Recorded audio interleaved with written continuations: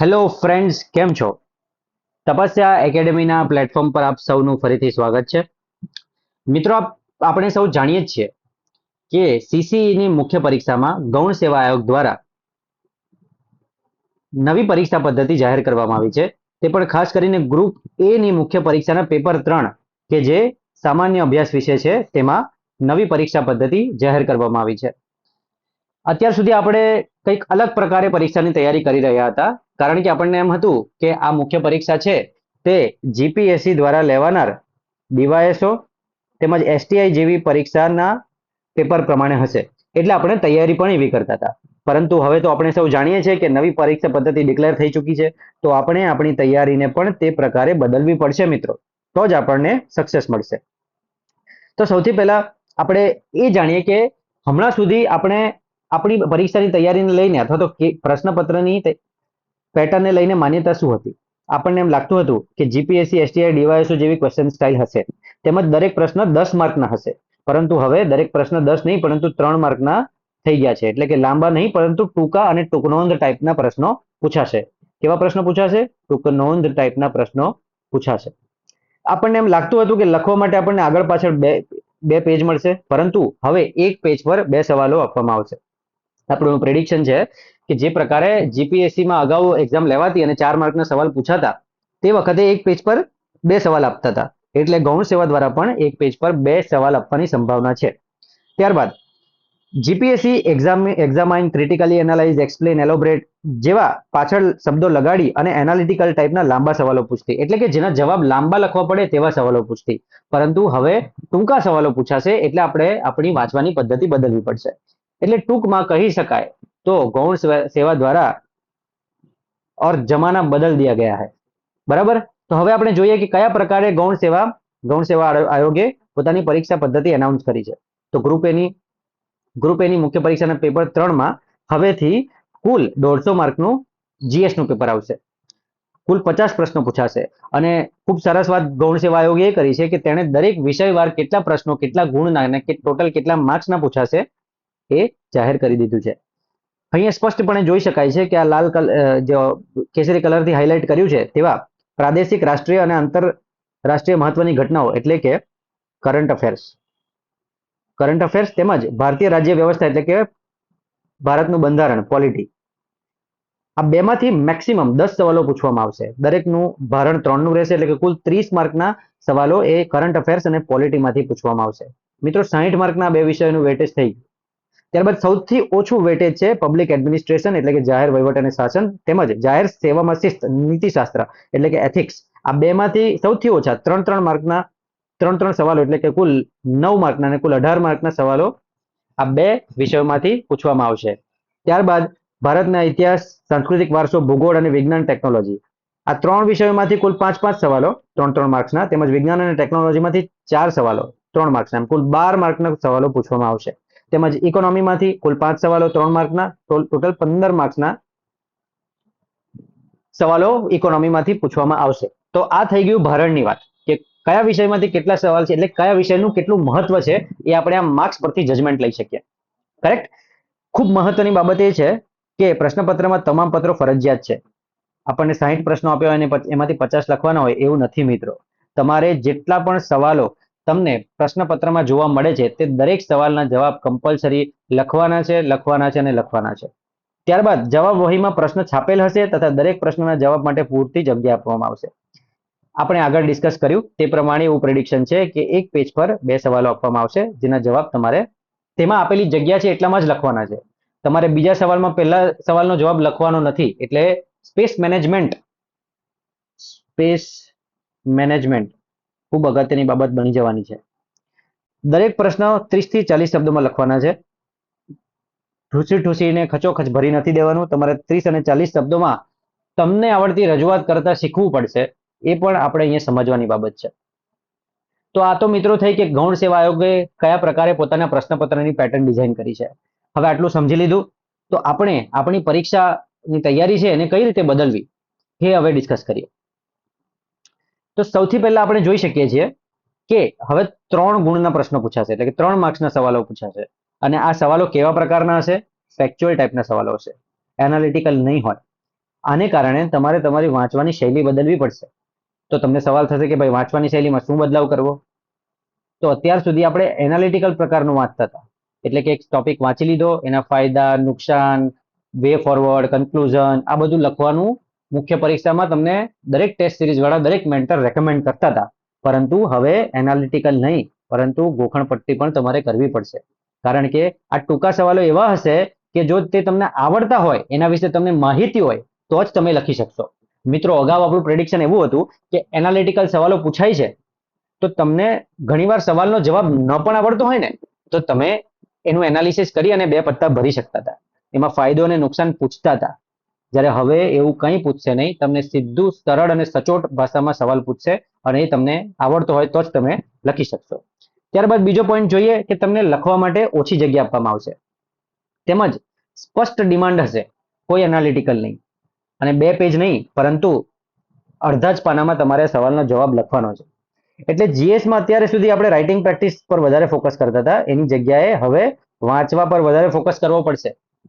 English ગુજરાતીમાં તો તમારે લખવા પર ફોકસ કરવાનો જ છે, પરંતુ જીએસ જ્યારે હશે, સામાન્ય અભ્યાસ, જનરલ સ્ટડીઝની વાત થાય છે, ત્યારે હવે એમાં લખવા કરતા તમારે વાંચવા પર વધારે ફોકસ કરવો પડશે, કેમ કે તમને આવડતું હશે તો જ તમે લખી શકશો.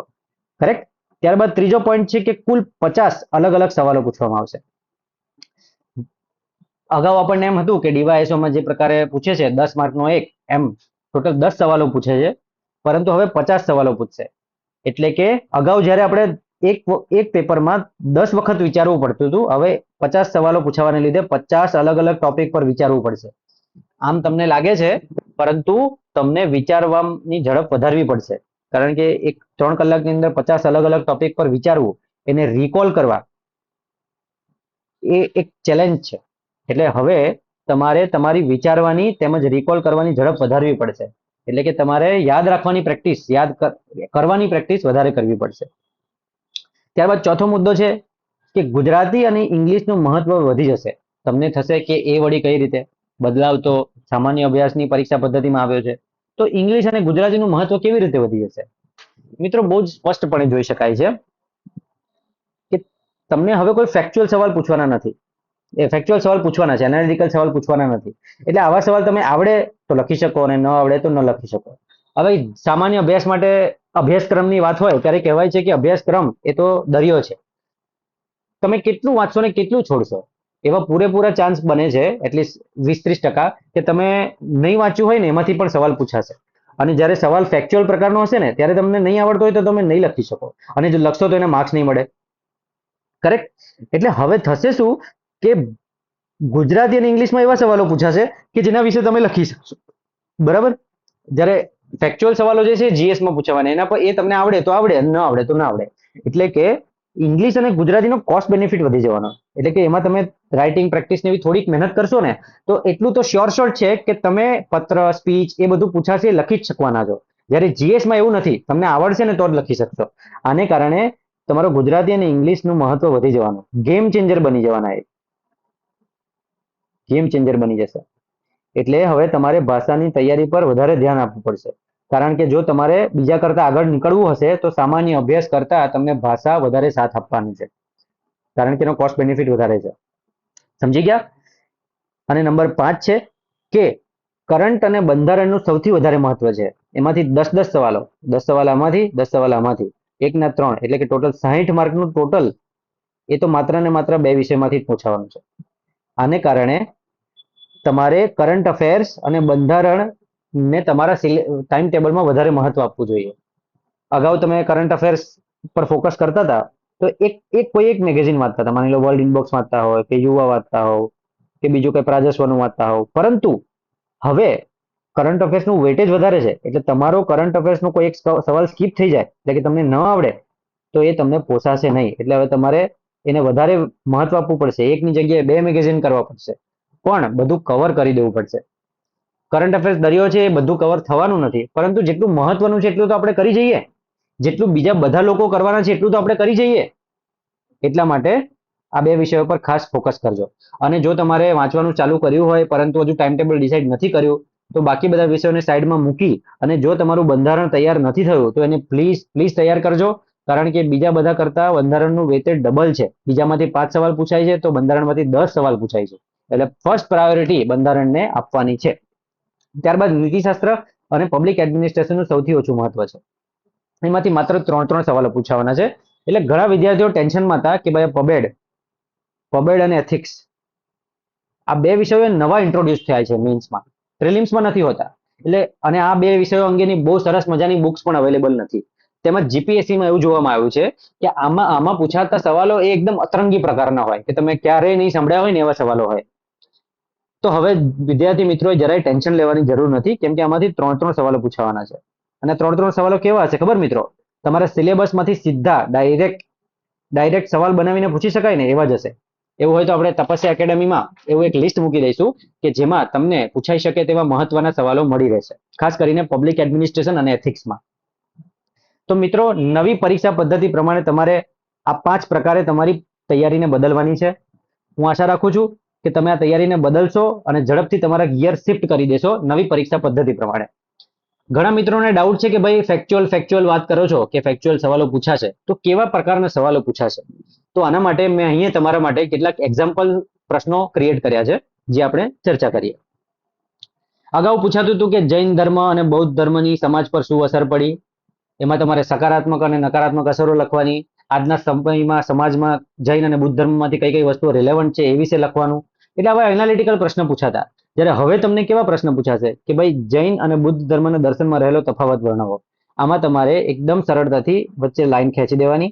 એકમાં જૈન ધર્મ લખવાનું, એકમાં બુદ્ધ ધર્મ લખવાનું અને એમાં એની વચ્ચે રહેલા તફાવત 1 by 1 એક્સપ્લેન કરતા જવાના. ટૂંકાણમાં લખવાનું, સ્પષ્ટ લખવાનું અને સચોટ લખવાનું. ઓકે.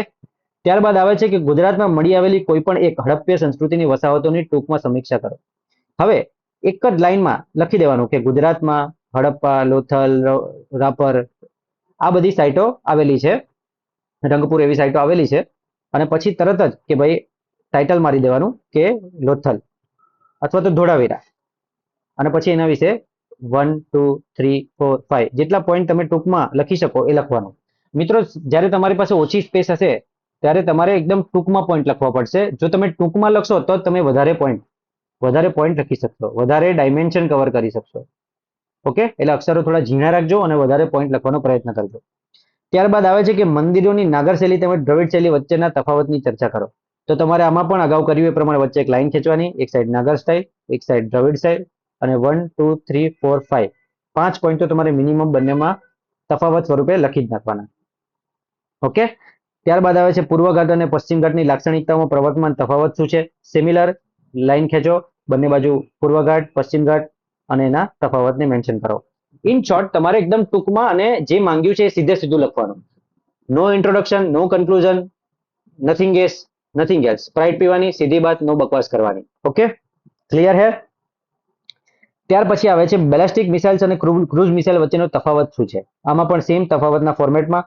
અને જો તમને એક્ઝેક્ટ એના વિશેનો ડિફરન્સ નથી ખબર તો તમે આવી રીતે લાઈન ખેંચીને લખવાનું એવોઇડ કરજો, કારણ કે જો તમને નહીં આવડતું હોય અને તમે જો ગપ્પાબાજી અથવા તો જનરિક આન્સર લખો છો તો એક્ઝામિનરને આપણે ખબર નથી પડવા દેવાની કે બોસ આપણને એટલું બધું આવડતું નથી.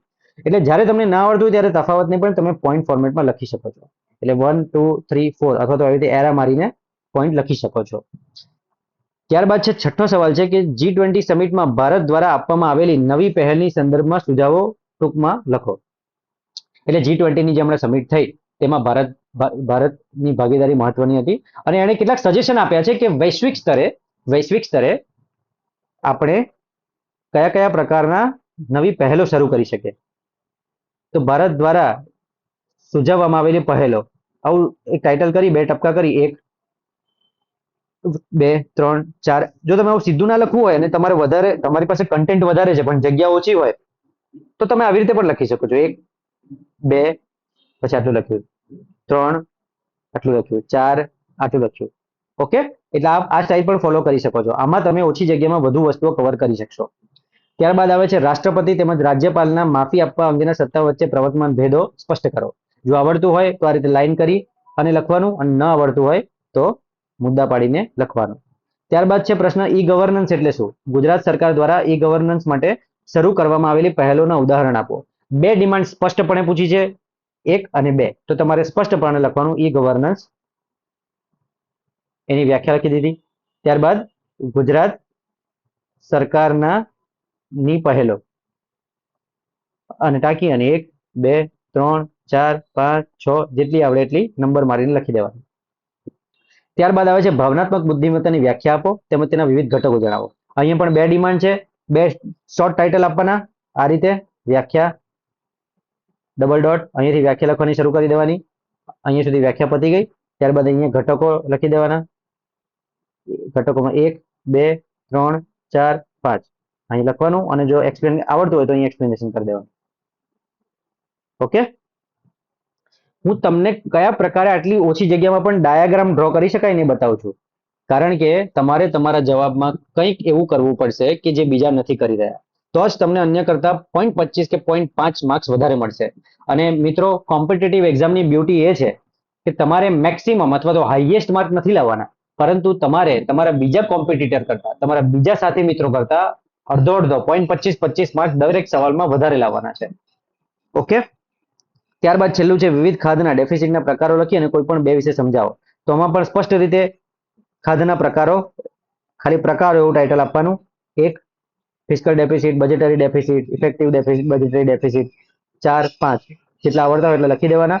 અને અહીંયા જે નંબર લખ્યો છે 2, તો 2 અને 3 એ 2 આવડતા હોય તો અહીંયા ડિટેલમાં એક્સપ્લેન કરી દેવાનું. એટલે આ પ્રકારે હવે તમારે અલગ અલગ પ્રશ્નોને ડીલ કરવાના છે. મેં તમને કઈ રીતે પ્રશ્નનો જવાબ લખવો એ સમજાવી દીધું છે. આપણે કયા પ્રકારે તૈયારીમાં બદલાવ લાવવો એ પણ મેં તમને સમજાવી દીધું છે. અને નવી પદ્ધતિ કેવી બદલાઈ છે એ વસ્તે સ્પેસિફિકેશન્સ ડિટેલમાં આપણે વાત કરી લીધી છે. તો આશા રાખું છું મિત્રો તમને આ વિડીયોથી ઘણી નવી ઇન્સાઇટ મળી હશે. હવે તમે તમારી તૈયારી માટે અલગથી નવેસરથી જીએસની સ્ટ્રેટેજી બનાવો. તમને સ્ટ્રેટેજી બનાવવામાં ક્યાંય પણ ડાઉટ લાગે, ક્યાંય પણ પ્રશ્ન લાગે, તો તમે બેફિકર રહી અને તપસ્યા એકેડમીને પર્સનલ આઈડી પર મેસેજ કરી શકો છો, અમને પૂછી શકો છો, અમારું માર્ગદર્શન મેળવી શકો છો. અમે વિદ્યાર્થીઓની મદદ કરવા માટે જ છીએ અને અમે તમારી ચોક્કસથી શક્ય બને ત્યાં સુધી મદદ કરી આપશું. સો in the end, thank you very much friends. તમે શાંતિથી મને સાંભળ્યો અને હવે આમાંથી જે લર્નિંગ્સ છે એને તમે તમારી તૈયારીમાં એપ્લાય કરજો. એના માટે ઓલ ધ વેરી બેસ્ટ. ફરી મળીએ. આવજો.